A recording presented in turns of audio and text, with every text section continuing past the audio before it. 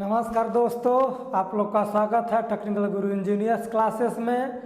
आज हम पढ़ेंगे केमिकल कंपोजिशन ऑफ टेस्ट। ठीक है, केमिकल कंपोजिशन टेस्ट पढ़ेंगे। किसका? हम सीमेंट का। ठीक है, किसका पढ़ेंगे?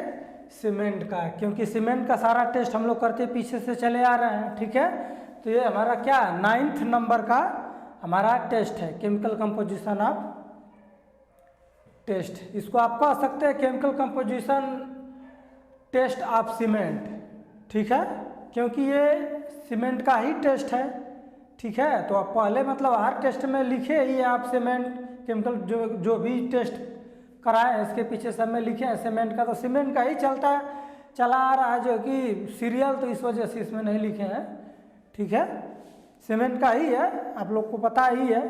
ठीक है, सीमेंट का ही हम लोग कर रहे हैं। 9th नंबर का टेस्ट है, हम लोग कर रहे हैं। ठीक है, आइए देख लेते हैं इसमें क्या होता है हमारा केमिकल कंपोजिशन ऑफ टेस्ट में क्या होता है। फर्स्ट हमारा होता है, जो होता है हमारा एलएसएफ होता है। क्या होता है? एलएसएफ होता है। फर्स्ट हमारा जो होता है एलएसएफ होता है हमारा। ठीक है,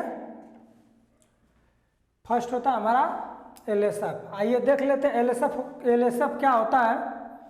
वैसे दोस्तों हम इसमें केमिकल कंपोजिशन ऑफ टेस्ट में पांच टेस्ट पढ़ते हैं। ठीक है, 5 चीज मतलब केमिकल कंपोजिशन ऑफ टेस्ट में हम देखते हैं। ठीक है, आइए देख लेते हैं क्या होता है। फर्स्ट जो होता है हमारा एलएसएफ होता है। ठीक है, तो आइए देख लेते हैं एलएसएफ हमारा क्या होता है। तो एलएसएफ जो हमारा होता है लाइम सेचुरेशन फैक्टर होता है।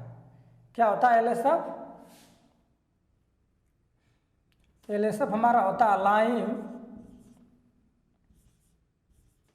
सेचुरेशन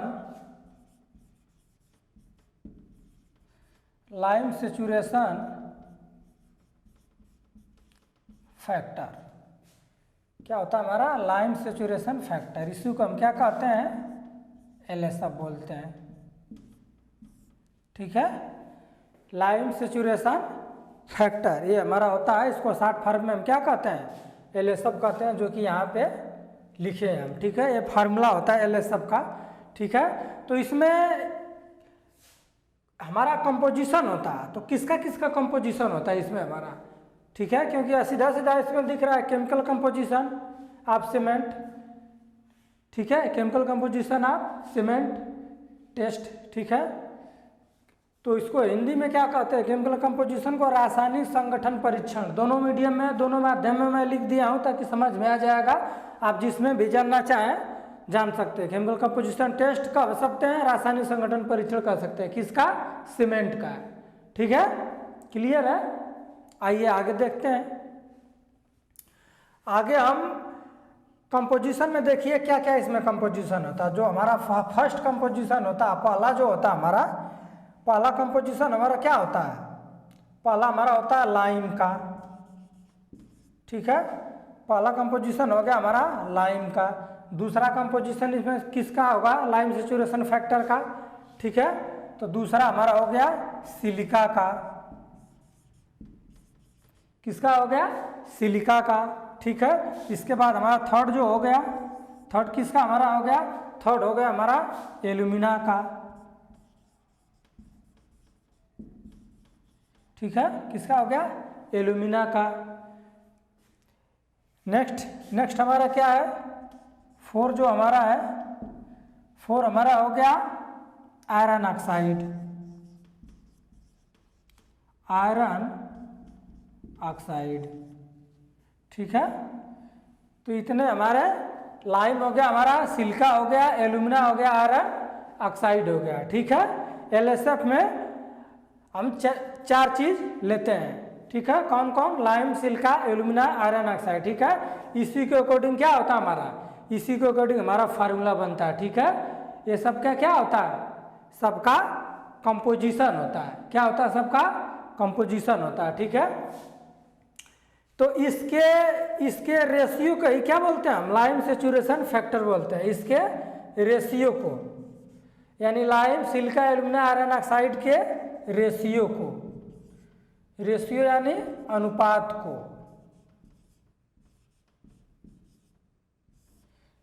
रेशियो यानी अनुपात को, ठीक है। इन सब के,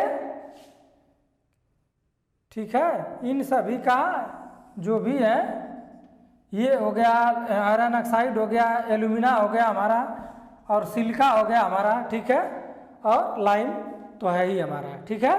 तो इसके क्या कहते हैं, इसके अनुपात को हम क्या कहते हैं, लाइम सेचुरेशन फैक्टर। इसको आप नोट कर लीजिएगा, लिख लीजिएगा एक लाइन में, ठीक है, कि lime, silica, alumina, iron oxide के रेशियो को हम क्या कहते हैं, लाइम सेचुरेशन फैक्टर के नाम से जानते हैं, ठीक है। लाइम सेचुरेशन फैक्टर का एक फार्मूला होता है, आइए हम फार्मूला को देख लेते हैं कि क्या फार्मूला हमारा होता है, ठीक है। तो क्या फार्मूला होता है, इसमें एक चीज और है, इस रेशियो को तो कहते ही हैं, तो किस रेशियो को, परसेंटेज रेशियो को, मतलब परसेंटेज अनुपात को यहाँ पे लिख लेंगे, कितने, क्या, प्रतिशत अनुपात को, ठीक है। Lime, silica, alumina, iron oxide के, यहाँ पे लिख सकते हैं आयरन ऑक्साइड के रेशियो अनुपात को क्या कहते हैं, लाइम सेचुरेशन फैक्टर के नाम से जानते हैं, ठीक है। इनके परसेंटेज रेशियो अनुपात को क्या कहते हैं, लाइम सेचुरेशन फैक्टर कहते हैं, ठीक है। क्या कहते हैं, लाइम सेचुरेशन फैक्टर। आइए देख लेते हैं अभी इसका फार्मूला क्या होता है, एलएसएफ का, लाइम सेचुरेशन फैक्टर का फार्मूला हमारा क्या होता है। तो फार्मूला होता है हमारा CaO, जो हमारा लाइम होता है, ठीक है, इसमें से माइनस करते हैं 0.7 SO3, ठीक है। इसके बाद बाई में इसको ले लेते हैं, ठीक है, या तो बटे में, ठीक है। इसके बाद नीचे इसमें लिखेंगे, ठीक है। तो नीचे हमारा क्या होता है, 2.8 SiO2, ठीक है, SiO2 सिलिका जो होता है हमारा, ठीक है, प्लस 1.2 Al2O3, ठीक है, ये हो गया। इसके बाद प्लस हमारा 0.65 Fe2O3, ठीक है। क्या क्या हो गया हमारा, लाइम हो गया, सिलिका हो गया, एल्यूमिना हो गया, आयरन ऑक्साइड हो गया, ठीक। तो इसके रेशियो अनुपात को क्या कहते हैं हम, लाइम सेचुरेशन फैक्टर कहते हैं। क्या कहते हैं, लाइम सेचुरेशन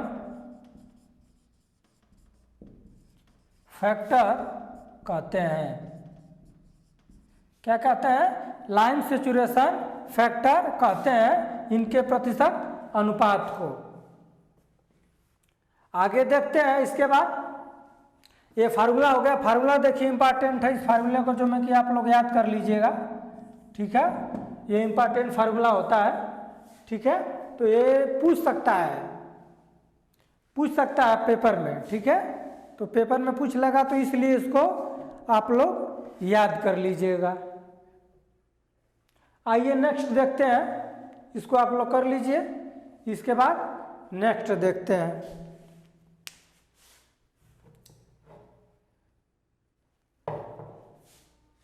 चलिए राइट डाउन कर लीजिए आप लोग, पॉइंट वाइज इस तरह पॉइंट बना के राइट डाउन कर लीजिए, मैं ऐसे ही बता दे रहा हूं, ठीक है। इसमें लिख लीजिए लाइम सेचुरेशन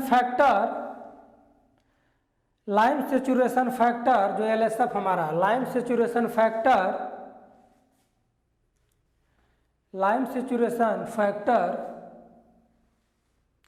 0.6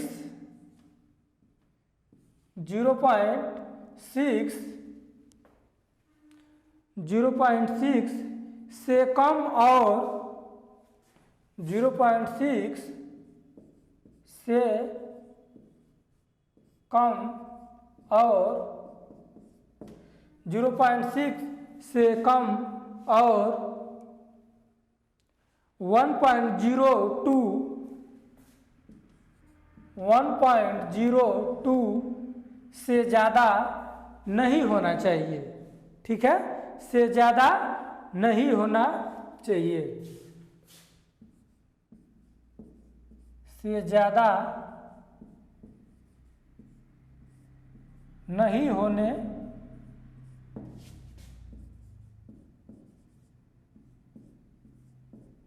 चाहिए। इसके बाद नेक्स्ट लिख लीजिए, नेक्स्ट हमारा क्या होता है, देखिए ये केयर करने वाली चीज़ होती है, ये पूछता भी है, ये पूछता भी है कि हमारा LSF जो होता है लाइम सेचुरेशन फैक्टर किससे कम और किससे ज़्यादा नहीं होना चाहिए। ठीक है, पूछ लेगा कि क्या इसका होता है, किससे कम होना चाहिए, तो 0.6 हो गया हमारा। देखिए यहाँ पे एक मिस्टेक हो गया है, 0.6 नहीं 0.66 होता है। ठीक है, 0.66 होता है, यानी 0.66 तो नहीं कहते हैं, पॉइंट के बाद जो भी वैल्यू होती है एक एक वर्ड ही बोलते हैं, तो 0.66 होता हमारा। ठीक है, से कम और 1.02 से ज़्यादा नहीं होना चाहिए। ठीक है, इसको आप लोग नोट डाउन कर लीजिए। इसके बाद नेक्स्ट हम करते हैं।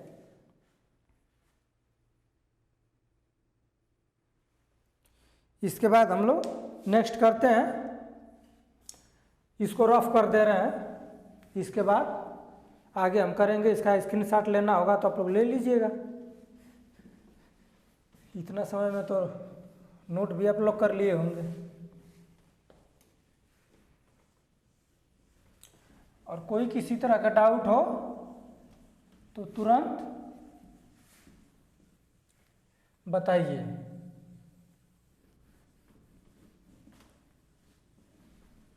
इसको आप लोग नोट डाउन कर लीजिएगा, तो एक ही लाइन का था ये।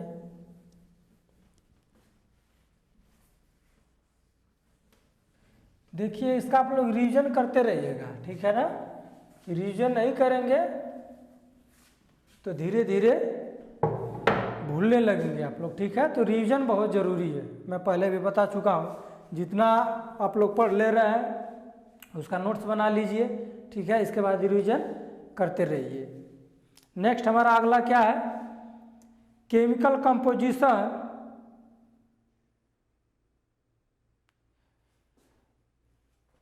केमिकल कंपोजिशन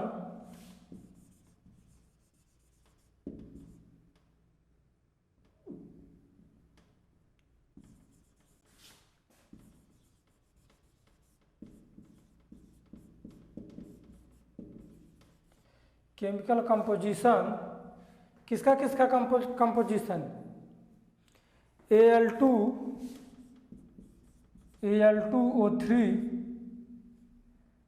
और Al2O3, यानी हमारा Al2 क्या होता है, Al2 क्या होता है बताइए आप लोग।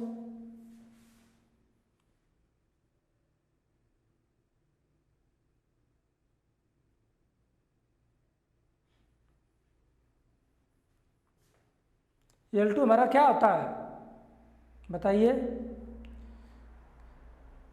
अगर कोई जानता है तो बताए, पीछे भी पढ़ा चुका हूँ।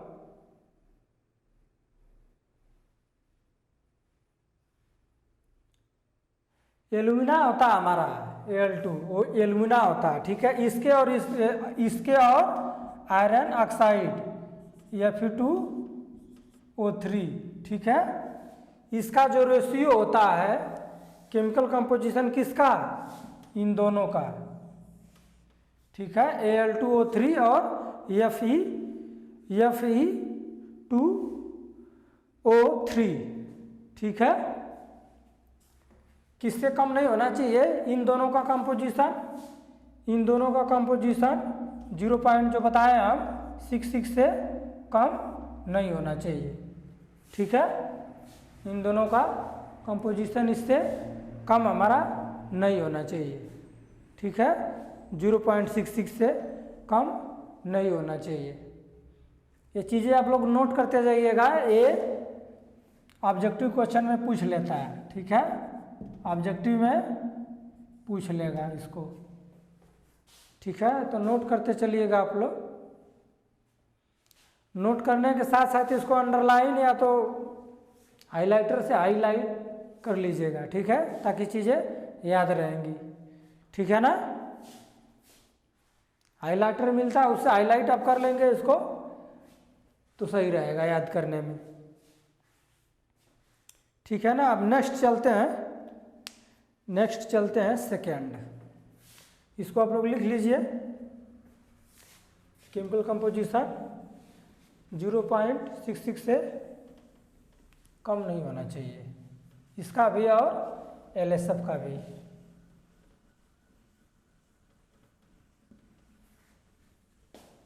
ठीक है, अब हम करेंगे सेकेंड। ठीक है, वेट ऑफ मैग्नीशिया कितना हमारा होना चाहिए?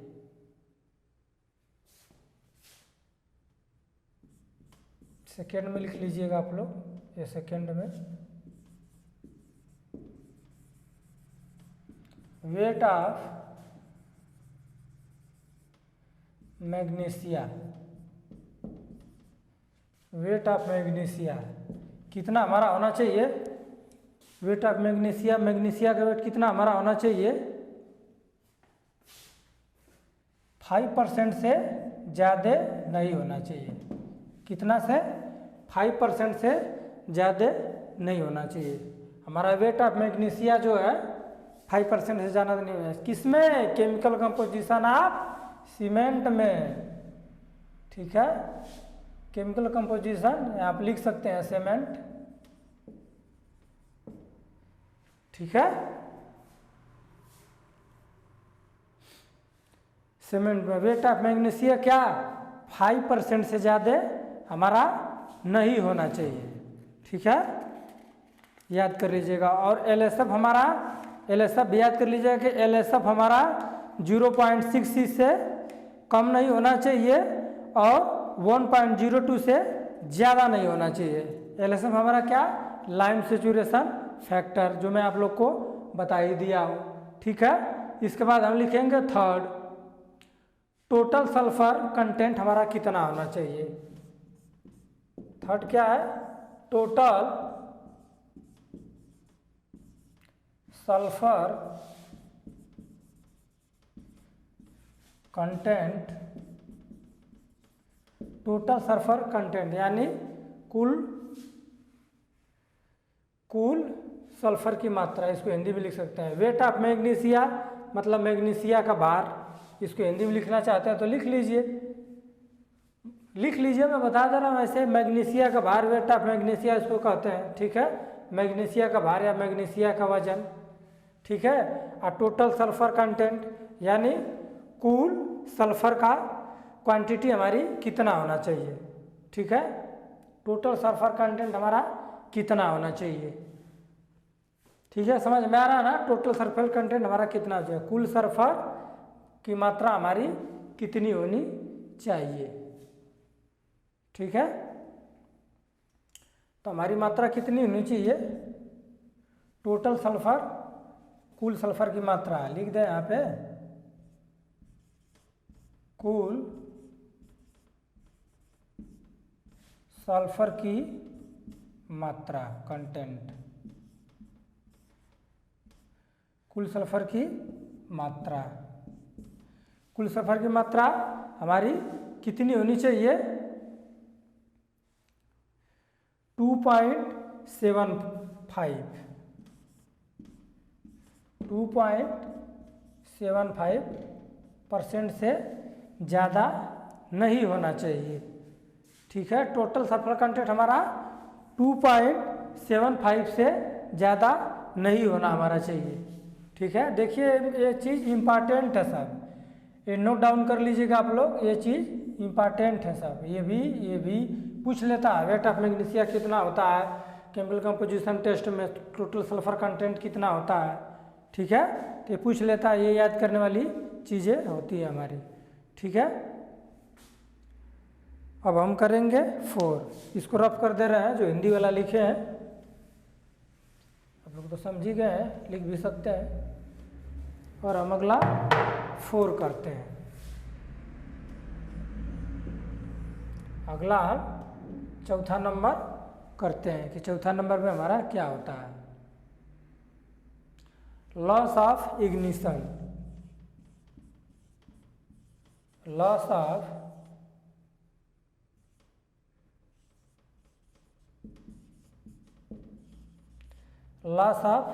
इग्निशन, लॉस ऑफ इग्निशन हमारा कितना होना चाहिए, ये देखिए जी की तरह आई बना है, इसको कैपिटल में आई इसी तरह बनता है, ठीक है। कंफ्यूज मत होइएगा कि डबल जी कहीं नहीं बना दिए, ये डबल जी नहीं है, सिंगल जी है, ठीक है। तो लॉस ऑफ इग्निशन, ठीक है, यानी इग्निशन मतलब क्या होता है, हमारे जलाने पर हानि, क्या होगा, जलाने पर हानि। आगे नहीं हो पाएगा, नीचे लिख दे रहे हैं,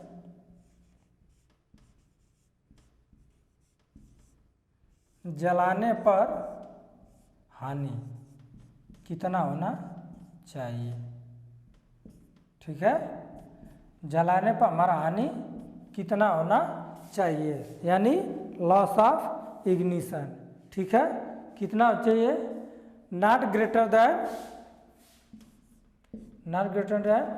4%, यानी इससे ज़्यादा हमारा हानि नहीं होना चाहिए, लॉस ऑफ इग्निशन। किसका, सीमेंट का, ठीक है, लॉस ऑफ इग्निशन, ठीक है। अब इसी में अगला कर ले रहे हैं, या तो लिख लीजिए आप लोग, इसको रफ कर देते हैं, ठीक है। इतना हो गया ना, इतना हो गया तो रफ करते हैं, ठीक है। स्क्रीनशॉट आप लोग करके, और बहुत स्पीड में पढ़ा भी नहीं रहे हैं, आराम से पढ़ा रहे हैं, आप लोग आसानी से लिख सकते हैं, ठीक है। ये मत कहिएगा कि मैं तुरंत लिख के और तुरंत रफ कर दे रहे हैं, ठीक है ना।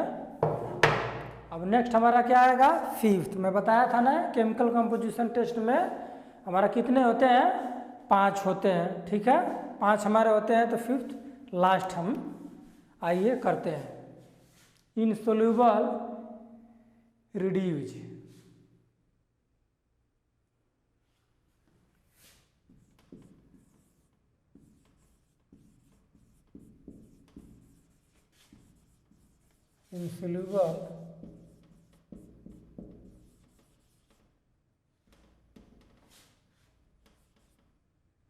insoluble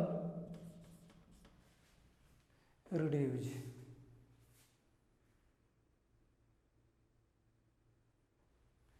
ठीक है। ये हमारा हो गया इनसोल्यूबल रिड्यूज, ठीक है,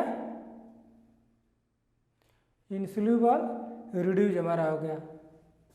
इसको हिंदी में हम क्या कहते हैं, इनसोल्यूबल मतलब क्या होता है, हमारा अविलय, जो गलता नहीं है, अविलय, अविलय, रिड्यूज मतलब अवशेष होता है हमारा, क्या होता है, अवशेष, ठीक है। इनसोल्यूबल रिड्यूज यानी अविलय अवशेष, अविलय अवशेष हमारा कितना होना चाहिए, नॉट ग्रेटर देन 1.5। इसको याद कर लीजिएगा, ये सब इम्पॉर्टेंट है, ठीक है ना, ये सब इम्पॉर्टेंट है, याद कर लीजिएगा। अविलय अवशेष यानी इनसोल्यूबल रिड्यूज, ठीक है, कितना होना चाहिए, 1.5 से ज़्यादा नहीं होना चाहिए, नॉट ग्रेटर देन 1.5, ठीक है। इतना हो गया इनसोल्यूबल रिड्यूज, यानी किसमें इसको इनसोल्यूबल करते हैं, ये भी बात है ना, तो इसको लिख लीजिए, किसमें इनसोल्यूबल हम करते हैं, ठीक है। इसको लिख लीजिए,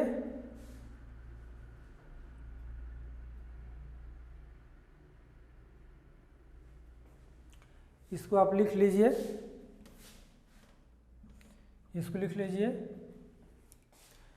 10 ml, इसमें लिख लीजिए, या तो नोट डाल के लिख लीजिए, नोट ही डाल के लिख लीजिए, नोट डाल के लिख लीजिए कि मतलब किस में होता है हमारा अविलय रिड्यूज, किसका, किस में होता है, ठीक है। तो होता तो सीमेंट का है, और किस में होता है आइए वो देख लेते हैं। तो लिखिए 10 ml सांद्र हाइड्रोक्लोरिक अम्ल, 10 ml, ठीक है, 10 ml यानी मिलीलीटर, 10 ml यानी मिलीलीटर सांद्र हाइड्रोक्लोरिक अम्ल,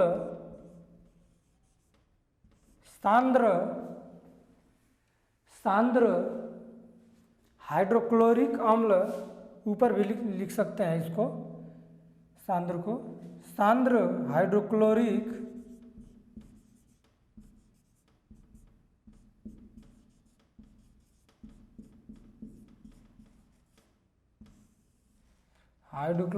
अम्ल यानी एसिड, सांद्र हाइड्रोक्लोरिक अम्ल कितना 10% हमारा सांद्र हाइड्रोक्लोरिक अम्ल, ठीक है 10% हमारा सांद्र हाइड्रोक्लोरिक अम्ल, और 40 ml पानी के घोल में कितना 40 ml पानी के घोल, ये क्या रहेगा 40 ml हमारा पानी रहेगा, ठीक है कितना पानी रहेगा 10 ml सांद्र हाइड्रोक्लोरिक अम्ल और 40 ml पानी, ठीक है पानी का घोल, ठीक है क्या 10 ml सांद्र हाइड्रोक्लोरिक अम्ल और 40 ml पानी दोनों का घोल,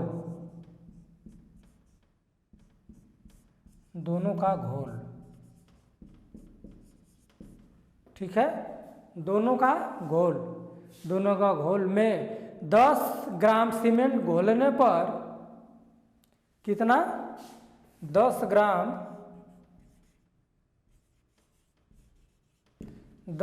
सीमेंट घोलने पर 10 ग्राम सीमेंट घोलने पर अघुलनशील अवशेष की मात्रा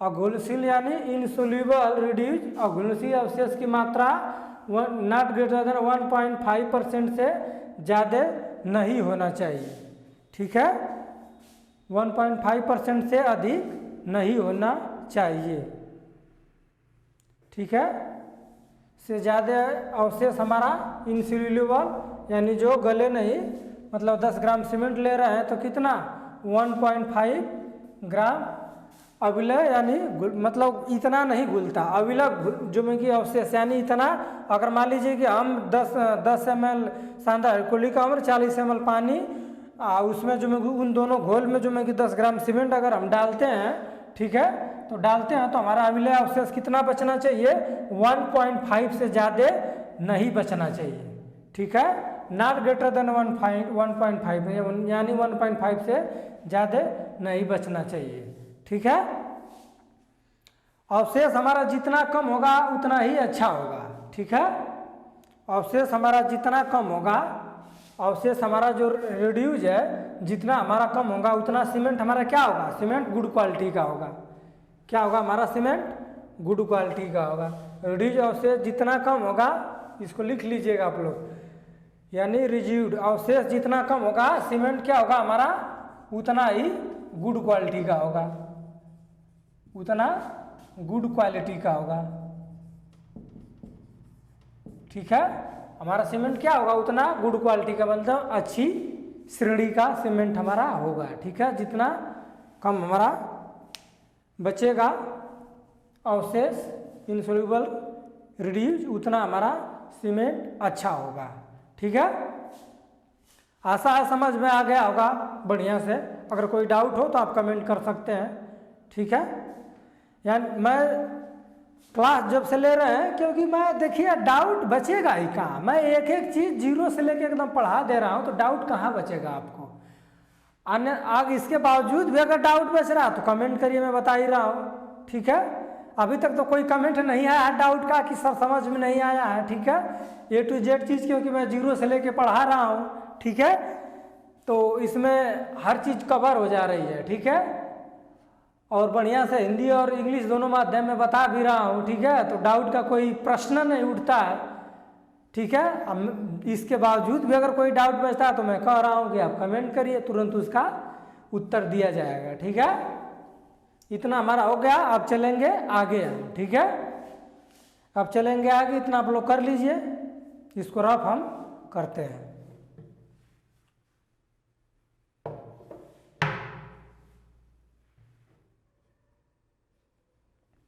तो इसको हम रफ करें, 9th हमारा ये हो गया। ठीक है, इसको हम रफ करते हैं। इसको हम रफ करते हैं और आगे चलते हैं।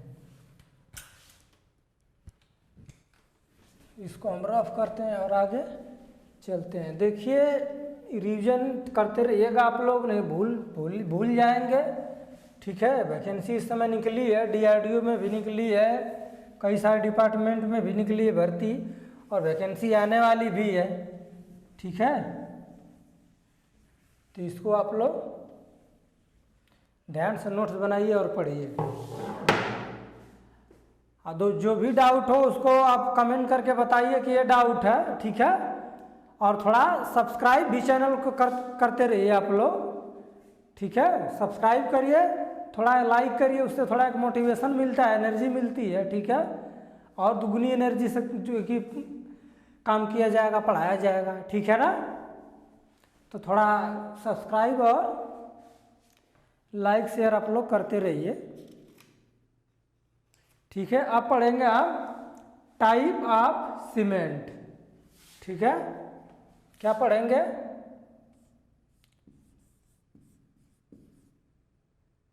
टाइप ऑफ सीमेंट, टाइप्स भी लिख सकते हैं, टाइप्स ऑफ सीमेंट, सीमेंट के प्रकार। ठीक है, types of cements, type of cement, types of cement, cement के प्रकार।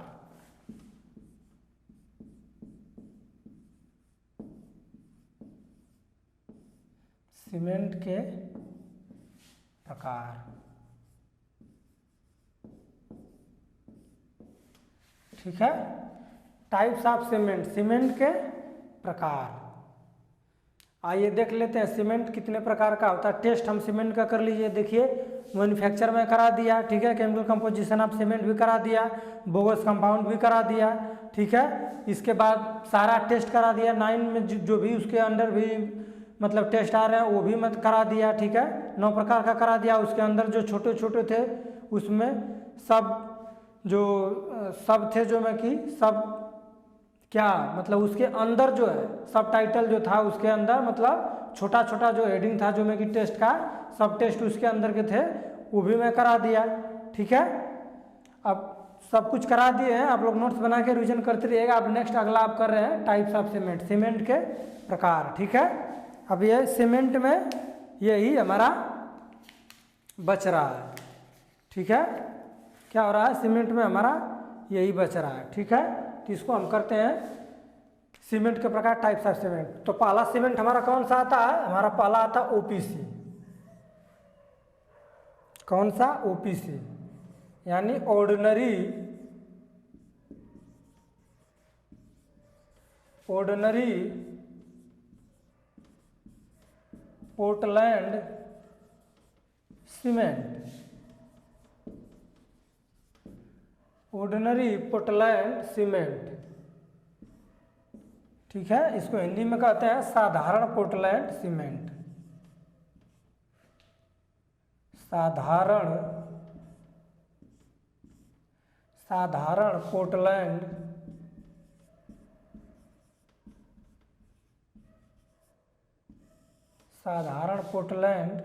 सीमेंट। ठीक है, इसको हम हिंदी में कहते हैं साधारण पोर्टलैंड सीमेंट। ठीक है, इसको शॉर्ट फॉर्म इसमें OPC इसको कहते हैं। ठीक है, OPC से हमारा क्या हो गया?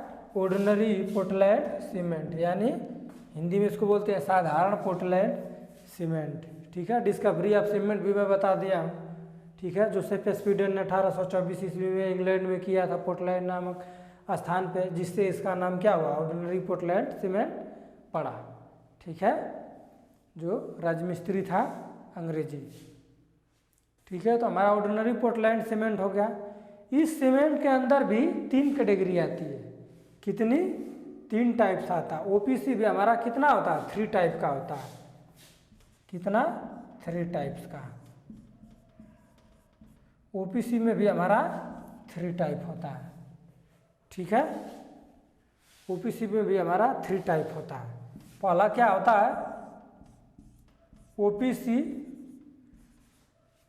33 ग्रेड, इसमें भी 3 होते हैं। सेकेंड हमारा होता है ओपीसी 43 ग्रेड। ठीक है, और हमारा थर्ड जो होता है वो क्या होता है? ओपीसी 53 ग्रेड का होता है। ठीक है, 3 होता है इसमें। कौन कौन? ओपीसी 33 ग्रेड, ओपीसी 43 ग्रेड और ओपीसी 53 ग्रेड। ठीक है, आइए इन तीनों को देख लेते हैं, तीनों के अंदर क्या क्या होता है। ठीक है, इन तीनों के अंदर क्या क्या होता है आइए हम देख लेते हैं। इसको रफ कर दे रहे हैं और सीरियल वाइज एक एक करके एक्सप्लेन कर रहे हैं। कोई डाउट किसी तरह का हो आप लोग कमेंट कर सकते हैं। इसको रफ कर दे रहे हैं और एक एक सीमेंट हम इसमें करेंगे। ठीक है, फर्स्ट हमारा क्या हो गया? फर्स्ट हो गया हमारा ऑर्डिनरी पोर्टलैंड। आप लोग जानते हैं ओपीसी लिख रहे हैं सीधा सीधा, ओपीसी 33 ग्रेड। ठीक है, हेडिंग डाल लीजिएगा आप लोग ओपीसी 33 ग्रेड। ठीक है, यानी ऑर्डिनरी पोर्टलैंड सीमेंट का 33 ग्रेड पहला।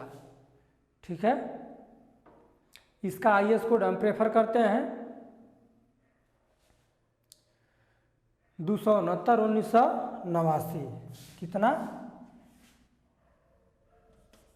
269/1989 आईएस।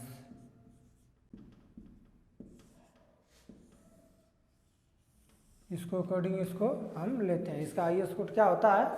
269/1989। ठीक है, ये हमारा आईएस कोड होता है किसका? ओपीसी 33 ग्रेड का। ठीक है, इंडियन स्टैंडर्ड के अकॉर्डिंग हम इसको पढ़ते हैं। ठीक है, तो आइए इसमें लिख लेते हैं पहला कि इसको यूज कहाँ करते हैं। यूज इसका देख लेते हैं। ओपीसी 33 ग्रेड का यूज हम कहाँ करते हैं? पहला तो हम करते हैं प्लास्टर में, प्लास्टर में और मेंटेनेंस में।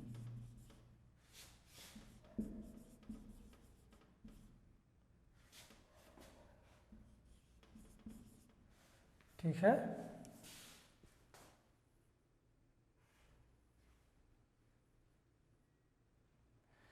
पहला हम करते हैं प्लास्टर में, दूसरा करते हैं मेंटेनेंस में।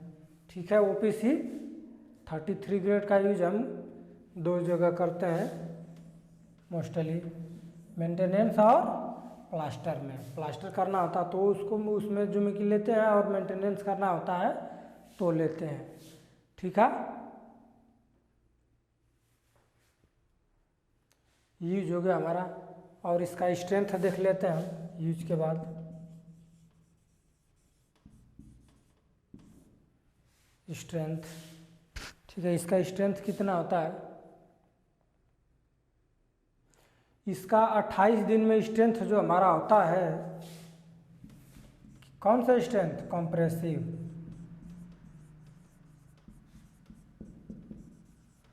कंप्रेसिव स्ट्रेंथ, कंप्रेसिव स्ट्रेंथ कितना होता है? 28 डेज का मैं पीछे भी करा चुका हूँ। कितना होता है 33 होता है, 33। ठीक है, न्यूटन पर mm स्क्वायर होता है, आप लोग जानते ही हैं, न्यूटन पर mm स्क्वायर होता है हमारा ये। ठीक है, ये कितना होता है 28 का हमारा कंप्रेसिव स्ट्रेंथ होता है, जो कि इसको हम लेते हैं। ठीक है,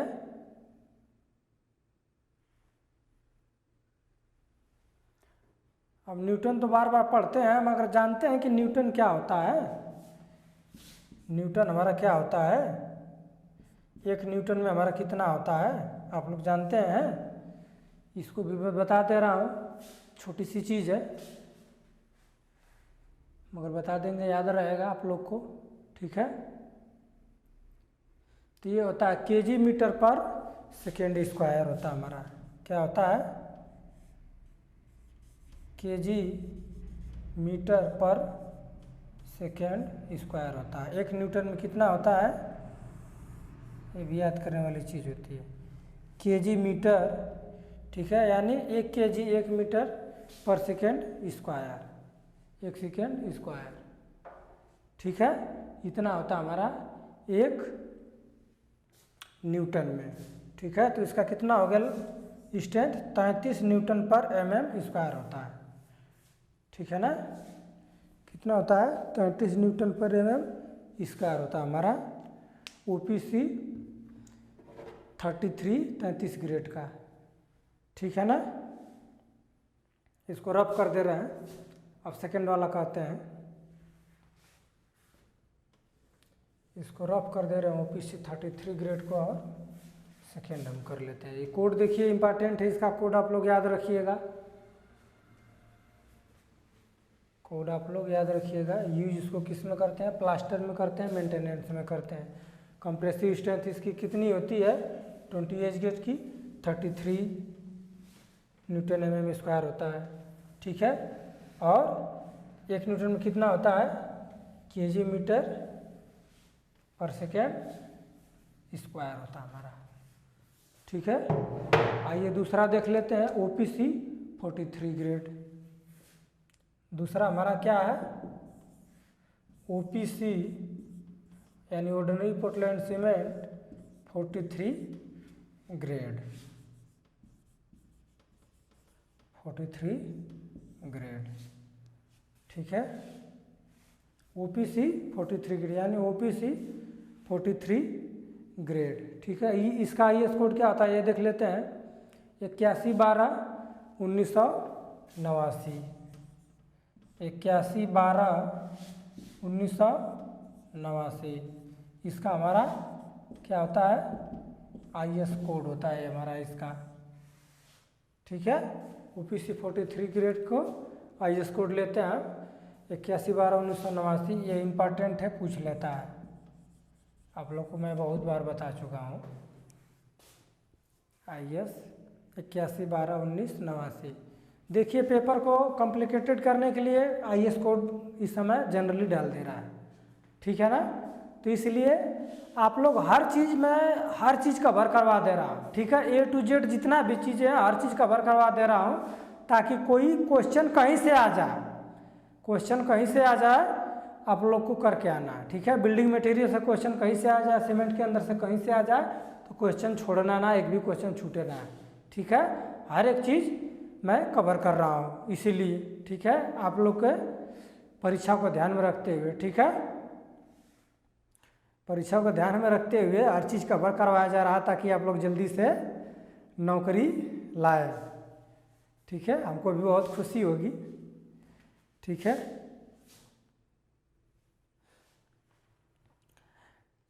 ये हमारा हो गया OPC 43 ग्रेड IS 8112/1989। ठीक है, आइए देख लेते हैं इसका यूज क्या होता है। इसका यूज हमारा क्या होता है, इसका यूज क्या होता है हमारा, आइए देख लेते हैं। OPC 43 ग्रेड, इसका कंप्रेसिव स्ट्रेंथ थोड़ा ज़्यादा हो जाता है, 43 हो जाता है। इसमें लिखेंगे कंप्रेसिव स्ट्रेंथ भी लिख सकते हैं। इसका यूज जनरली हम कहते हैं स्लैब कॉलम और कंक्रीटिंग के लिए कर लेते हैं। ठीक है, स्लैब और कॉलम हो गया,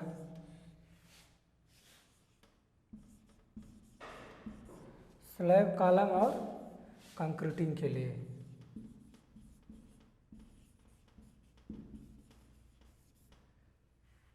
किसके लिए? स्लैब कॉलम और कंक्रीटिंग के लिए इसका हम यूज करते हैं। ठीक है, स्लैब हो गया, कॉलम हो गया और कंक्रीटिंग हो गया, 3 चीज़ के लिए इसका हम यूज करते हैं। ठीक है, आइए आप लोग लिख लीजिए। और इसका स्ट्रेंथ जो होता है, कंप्रेसिव स्ट्रेंथ,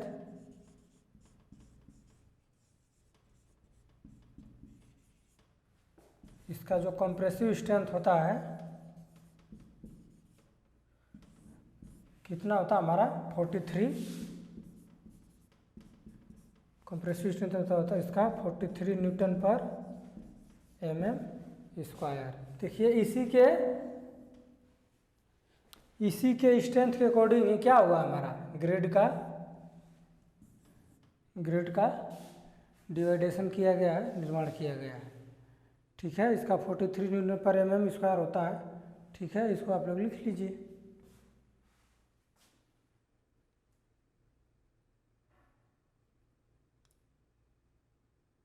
ठीक है ना, इतना हो गया। इतना होने के बाद अगला हम करेंगे OPC 40।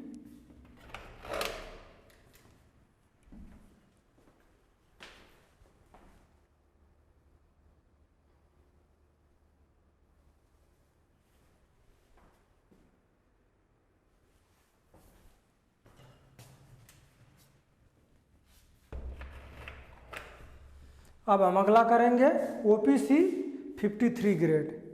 क्या करेंगे? OPC 53 grade. इसको रफ कर दे रहे हैं।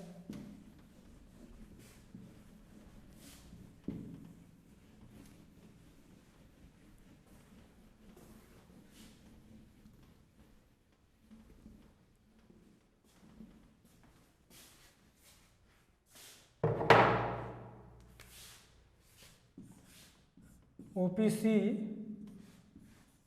53 ग्रेड। आइए देख लेते हैं ये क्या होता है। OPC हमारा 53 ग्रेड कौन सा होता है? ये थर्ड वाला होता है हमारा। ठीक है, ये हमारा थर्ड होता है। इसका क्या होता है कोड हमारा? 12,269/1987।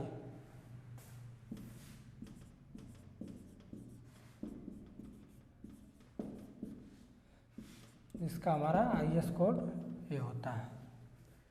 ठीक है, 12,269/1987 OPC 53 ग्रेड को इसके अकॉर्डिंग हम लेते हैं। ठीक है, इसके अकॉर्डिंग हम लेते हैं। ठीक है ना, इसको राइट डाउन कर लीजिएगा आप लोग। ठीक है, इसके बाद इसका यूज हम देखते हैं कि इसका यूज हम कहाँ करते हैं।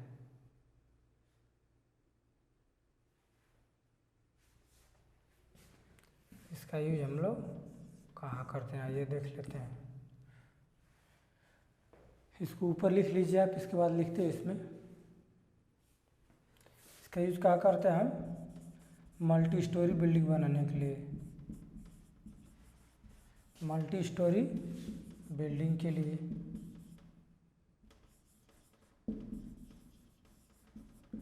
मल्टी स्टोरी बिल्डिंग्स के लिए कहते हैं। ठीक है, इसके बाद ब्रिज बनाने के लिए भी करते हैं।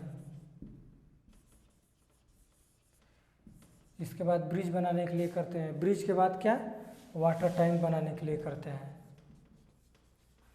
वाटर टैंक बनाने के लिए करते हैं। ठीक है, मल्टी स्टोरी बिल्डिंग हो गया, ब्रिज हो गया, वाटर टैंक हो गया हमारा। ठीक है, क्योंकि इसका कंप्रेसिव स्ट्रेंथ ज़्यादा होता है इसलिए इसको हैवी स्ट्रक्चर के लिए करते हैं हम। ठीक है, जैसे मल्टी स्टोरी बिल्डिंग हो गया, ब्रिज हो गया, वाटर टैंक हो गया। ठीक है, ये हैवी स्ट्रक्चर होता है।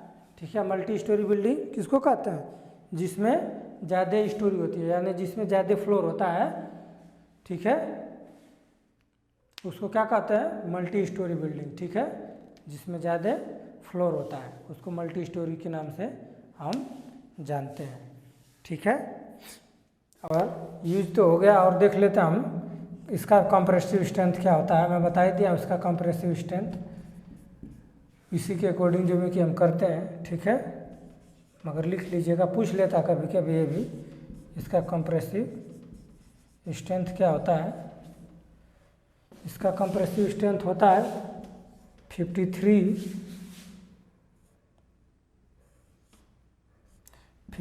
न्यूटन पर mm स्क्वायर।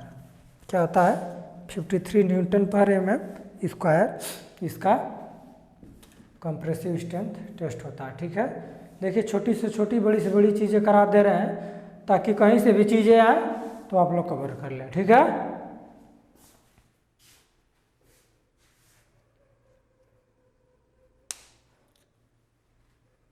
ठीक है ना, आप लोग कर लीजिए, इसको रफ करते हैं इसको, इसके बाद आगे चलते हैं।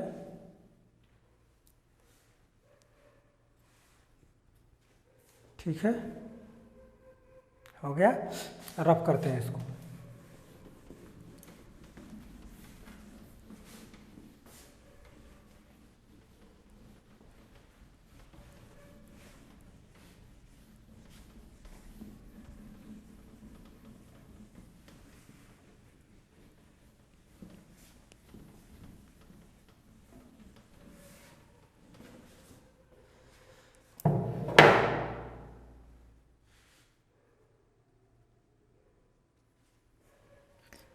इसमें हम नोट करके कुछ पॉइंट लिख लेंगे, सीमेंट के अंदर नोट करके कुछ पॉइंट लिख लेंगे। फर्स्ट पॉइंट लिखेंगे हम इसमें, फर्स्ट पॉइंट लिख लेंगे, इसमें लिख लेंगे loss of ignition, loss of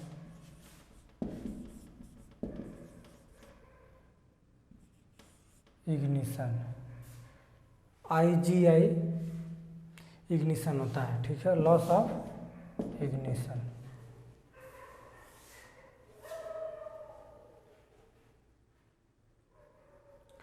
loss of ignition, LOI भी इसको बोलते हैं, क्या बोलते हैं, LOI याद करने के लिए इसको बोल सकते हैं लॉस ऑफ इग्निशन, ठीक है, लॉस ऑफ इग्निशन बोल सकते हैं। इसको मैं बताया ही हूँ, फिर भी एक बार लिख लीजिए, ठीक है, लिख लीजिए इसको। सीमेंट को जलाने पर उसके भार में 4% से अधिक की कमी नहीं होना चाहिए। कितना, 4% से अधिक की कमी नहीं होना चाहिए, कमी नहीं होना चाहिए, ठीक है, 4% से अधिक को सीमेंट को जलाने पर, ठीक है। इसमें दूसरा लिख लीजिए, याद रहेगा, सारी चीज़ एक जगह लिख लेंगे आप लोग तो, ठीक है। दूसरा लिख लीजिए अविलेय अवक्षेप, इनसोल्यूबल रिजिड्यूड, ठीक है, इनसोल्यूबल रिजिड्यूड लिख लीजिए।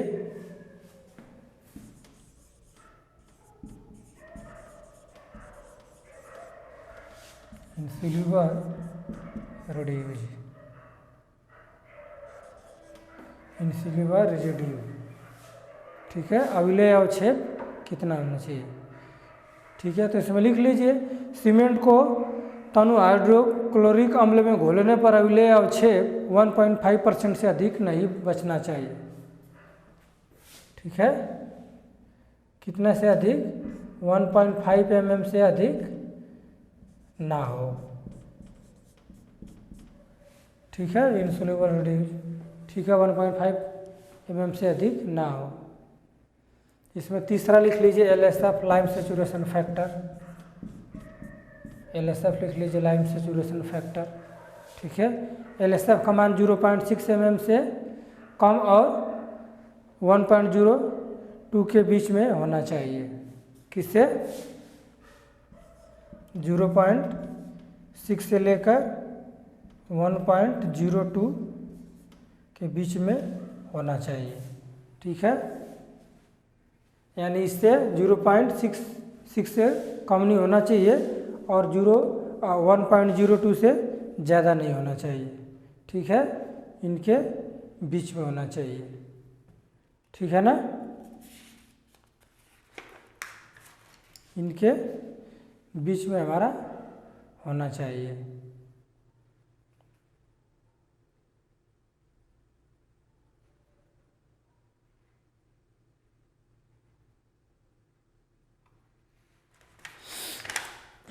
ठीक है, अब आगे देख लेते हैं। फोर्थ हमारा क्या है, मैग्नीशिया MgO।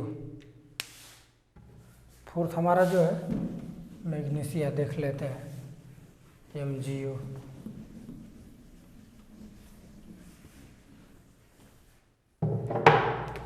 फोर्थ जो हमारा है magnesia MgO।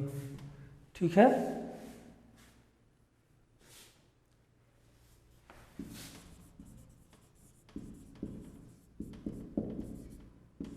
Magnesia MgO। Magnesia MgO। Cement में मैग्नीशिया की मात्रा 5% से अधिक नहीं होना चाहिए। कितना होना चाहिए MgO? 5% से अधिक नहीं होना चाहिए, ना हो, 5% से अधिक ना हो। ठीक है, 5% से अधिक नहीं होना चाहिए। ठीक है, आप फिफ्थ लिख लीजिए, फाइनेस महीनता। फाइनेस महीनता। ठीक है, सीमेंट को IS चालनी नंबर 90 माइक्रोन से छानने पर कितना अवशेष बचना चाहिए? 10%। अगर हम 90 माइक्रोन सीव से अगर चल रहे हैं तो कितना हमारा अवशेष बचना चाहिए? रिड्यूज। ठीक है, कितना बचना चाहिए? कितना हमारा बचना चाहिए? 10% से ज़्यादा नहीं बचना चाहिए। ठीक है, 10% से अधिक नहीं बचना चाहिए। ठीक है, या तो इसको इस तरह लिख सकते हैं जिस ऊपर लिखे हैं कि 10% से ज़्यादा हमारा नहीं बचे, ना हो। 10% से ज़्यादा नहीं बचना चाहिए। ठीक है, इसके बाद 6 लिख लेते हैं। आगे 6 क्या हमारा? निर्दोषिता, साउंडनेस।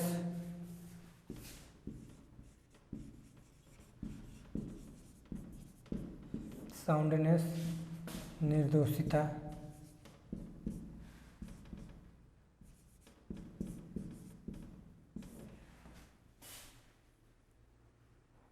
ठीक है, साउंडनेस, निर्दोषिता।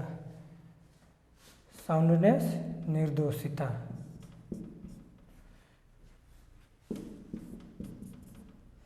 साउंडनेस, निर्दोषिता, ये देख लेते हैं क्या होता है साउंडनेस, निर्दोषिता। ली चटलियर उपकरण द्वारा जांच करने पर संकेतकों का प्रसार, एक्सपेंशन 10 mm से अधिक नहीं होना चाहिए।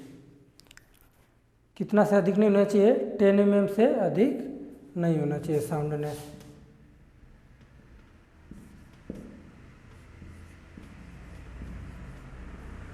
से अधिक ना हो। ठीक है, साउंडनेस कितना होना चाहिए? 10 mm से अधिक नहीं होना चाहिए। ली चटलियर मेथड से जब हम करते हैं, ठीक है, ली चटलियर मेथड से जब हम करते हैं तो कितना से अधिक नहीं होना चाहिए? 10 mm से अधिक नहीं होना चाहिए। ये चीज़ लिखने वाली है, ली चटलियर मेथड से ही करते हैं हम तब। ठीक है, ली चटलियर मेथड से करते हैं ना, ली चटलियर विधि से। ली चटलियर विधि से करें तो कितना? 10 mm से एक्सपेंशन ज़्यादा नहीं होना चाहिए, यानी प्रसार। ठीक है, प्रसार कितना? 10 mm से ज़्यादा नहीं होना चाहिए हमारा। ठीक है, प्रसार यानी एक्सपेंशन। ठीक है, ठीक है, एक्सपेंशन हमारा 10 mm से ज़्यादा नहीं होना चाहिए। ठीक है, रफ करते हैं और अगला देखते हैं। 6 के बाद हम 7 देखते हैं। ये एक जगह नोट करके आप लोग को राइट डाउन करवा दे रहे हैं ताकि याद रहे। एक ही जगह आप लोग देखेंगे तो याद रहेगा बार बार। जो मेन चीज़ें इंपॉर्टेंट है वो एक ही जगह करवा दे रहे हैं। ठीक है, ताकि एक ही जगह देखने से याद हो जाए अपना। ठीक है, निर्दोषता हो गया। अब हम लिख लेंगे सेटिंग टाइम।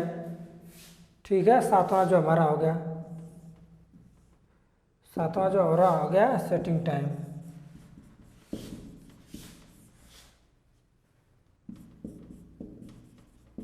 सेटिंग टाइम यानी जमाव काल। जमाव काल हमारा कितना होना चाहिए?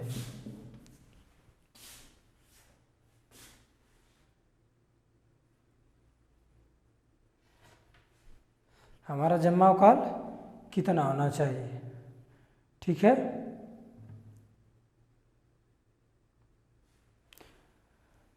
तो सेटिंग टाइम क्या होता है? इनिशियल सेटिंग टाइम वालों को मैं बता ही चुका हूँ पहले, एक चीज़ तो कर ही चुके हैं आप। इनिशियल सेटिंग टाइम हमारी जो होती है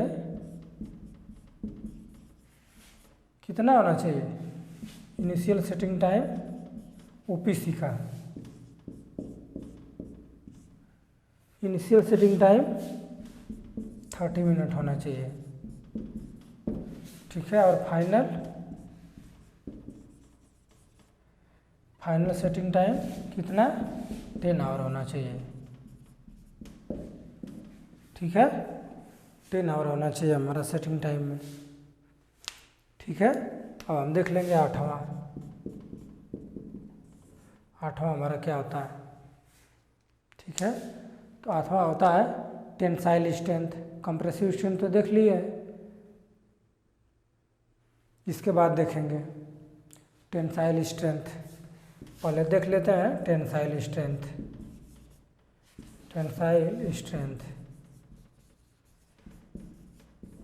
सीमेंट का टेंसाइल स्ट्रेंथ देख लेते हैं।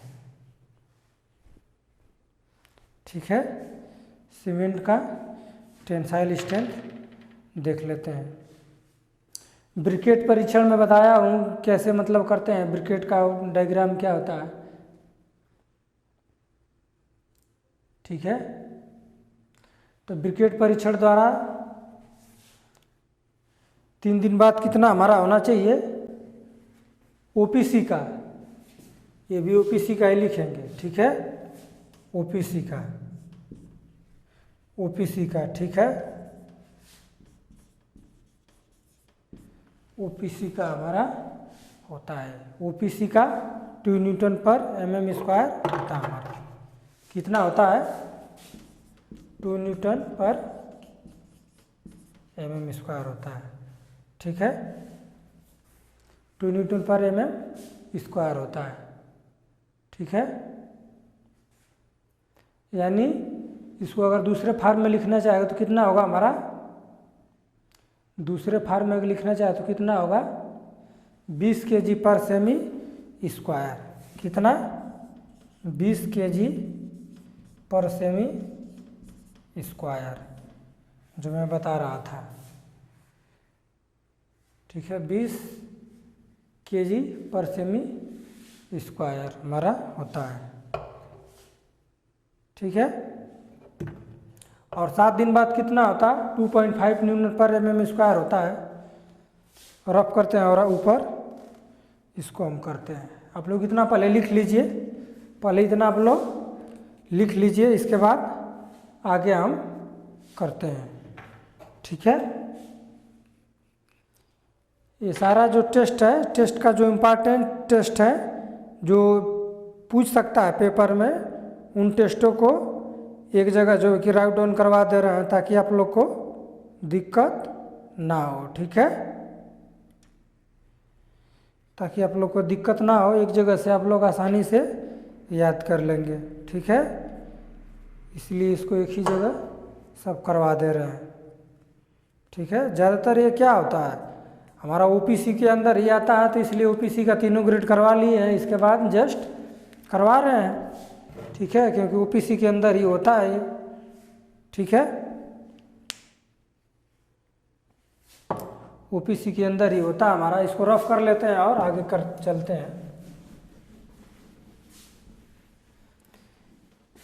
ये टेंसाइल स्ट्रेंथ 2 डेज के अंदर आप लोग लिख लीजिएगा, पूछ लेता है कभी कभी ओपीसी का ना, ये पूछ लेता है, भले इंपॉर्टेंट नहीं होता है, जो में कि टेस्ट कोई टेस्ट का उतना यूज नहीं होता है, मगर ये पूछ लेता है, क्योंकि ये आप निकालना चाहें तो ब्रैकेट एपर्टस से निकाल सकते हैं, ठीक है। तो 7 डेज के अंदर कितना होना चाहिए, 25 न्यूटन। 7 डेज के अंदर 2.5 न्यूटन पर mm² होना चाहिए। अगर इसको दूसरे फॉर्म में लेंगे तो कितना हो जाएगा, 25 kg पर सेमी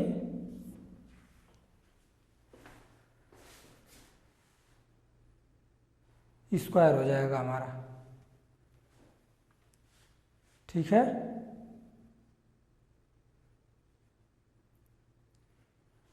इतना हमारा हो गया, ठीक है ना। अब इसके बाद लिख लेंगे हम 28 डेज का कितना होता है, 28 डेज का कितना होता है टेंसाइल स्ट्रेंथ, कितना होता है 4.5 न्यूटन पर mm² होता है, ठीक है। इसको अगर लेंगे हम केजी में कितना हो जाएगा, 45 kg पर सेमी² हमारा ये हो जाएगा, ठीक है। ये किसका, टेंसाइल स्ट्रेंथ का, tensile strength, tensile strength of OPC ordinary Portland cement, tensile strength of OPC ordinary Portland cement का, ठीक है। इसको रफ करते हैं और हम आगे चलते हैं, ठीक है। इसको आप लोग राइट डाउन कर लीजिए,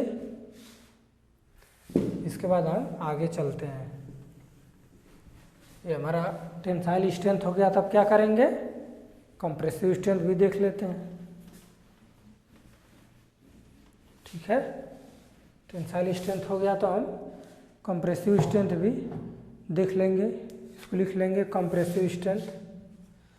ये कौन से नंबर का है, तनन 8वां था तो ये 9 नंबर का हमारा हो गया कंप्रेसिव स्ट्रेंथ। कंप्रेसिव स्ट्रेंथ, ठीक है। वैसे तो टेस्ट ही होता है भी, कंप्रेसिव स्ट्रेंथ टेस्ट, ठीक है। कंप्रेसिव स्ट्रेंथ टेस्ट हमारा जो होता है,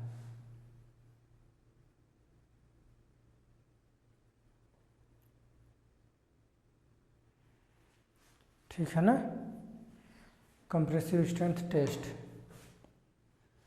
तो इसको भी लिख लेंगे। 3 दिन बाद कितना होता है, 3 दिन बाद हमारा कितना होता है, 3 डेज।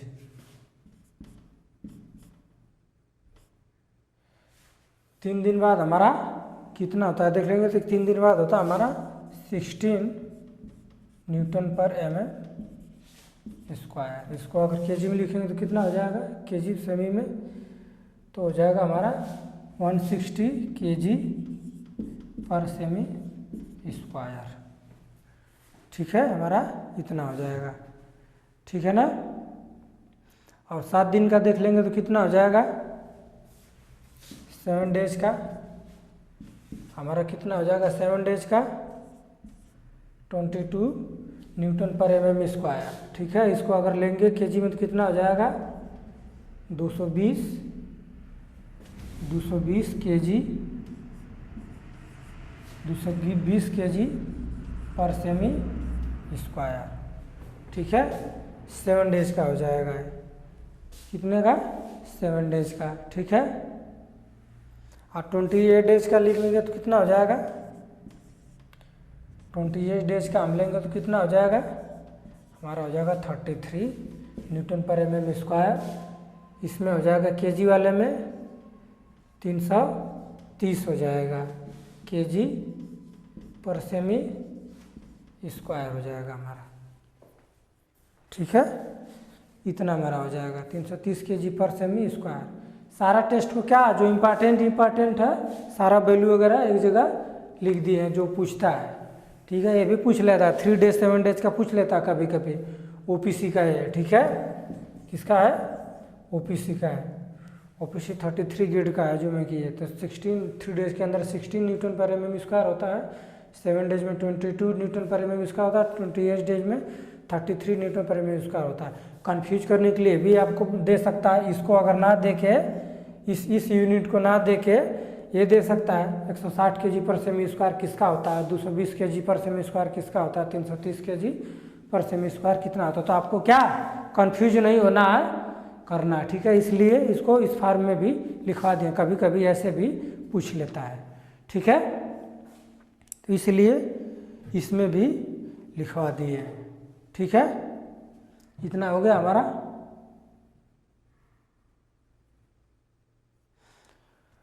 अब हम लिख लेंगे 10वां हमारा, ठीक है।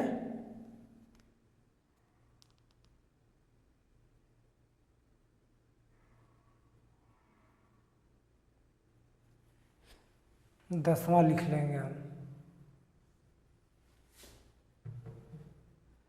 ठीक है। इसको आप लोग लिख लीजिए। इसके बाद 10वां लिख लेते हैं, इसको रब कर दे रहे हैं, ठीक है।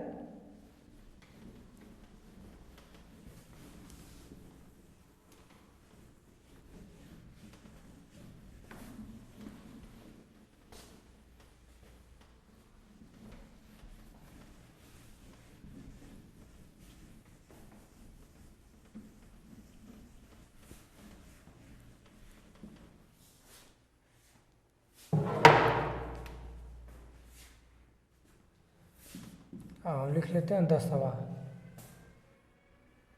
Sulphate attack.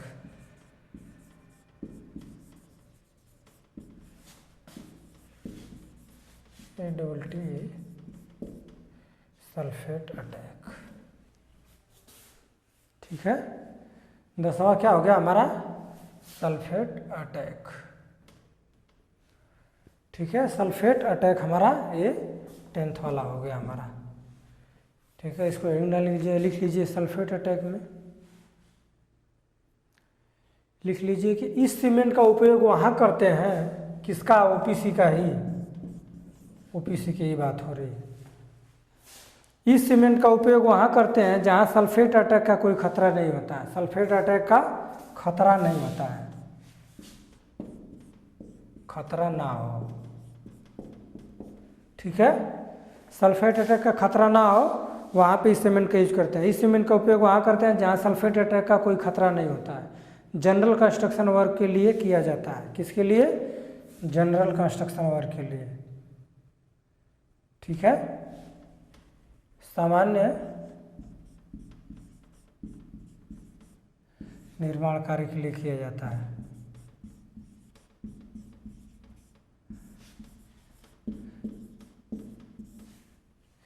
सामान्य निर्माण कार्य के लिए किया जाता है, ठीक है। सामान्य निर्माण कार्य के लिए किया जाता है। इंग्लिश में इसको लिखना चाहे तो जनरल कंस्ट्रक्शन वर्क लिख सकते हैं, जनरल कंस्ट्रक्शन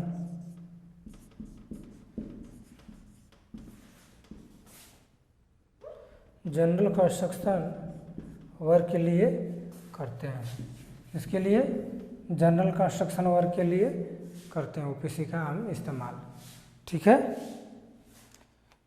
क्या करते हैं? सल्फेट अटैक, इससे ओपीसी सीमेंट का हम वहाँ इस्तेमाल करते हैं जहाँ सल्फेट अटैक का खतरा ना हो, ठीक है। इसको जनरल कंस्ट्रक्शन वर्क के लिए किया जाता है हमारा, ठीक है। किसके लिए किया जाता है? जनरल कंस्ट्रक्शन वर्क के लिए किया जाता है हमारा, ठीक है, जनरल कंस्ट्रक्शन वर्क के लिए किया जाता है, ठीक है। तो मोस्टली हम क्या करते हैं, मोस्टली जो यूज होता है हम, ठीक है, किसी को करते हैं, किसको, ओपीसी को, किसको करते हैं, ओपीसी को, इसको जनरली यूज या मोस्टली यूज करते हैं हम, मोस्टली यूज करते हैं, ठीक है। जनरल कंस्ट्रक्शन इसी को कहते हैं ज्योमेट्री या जनरली, जनरली यूज ओपीसी को ही करते हैं, ठीक है, या तो कह सकते हैं मोस्टली ज़्यादातर यूज क्या, कौन सा करते हैं, ओपीसी करते हैं। इस समय क्या हम ओपीसी ही ज़्यादा यूज कर रहे हैं ना। ओपीसी में वैसे भी हमारा तीन ग्रेड आ गया, 33 आ गया, 43 आ गया, ठीक है, 33 आ गया, 43 आ गया, 53 आ गया, क्या ओपीसी का ग्रेड आ गया, ठीक है, ओपीसी का ग्रेड आ गया हमारा, ठीक है।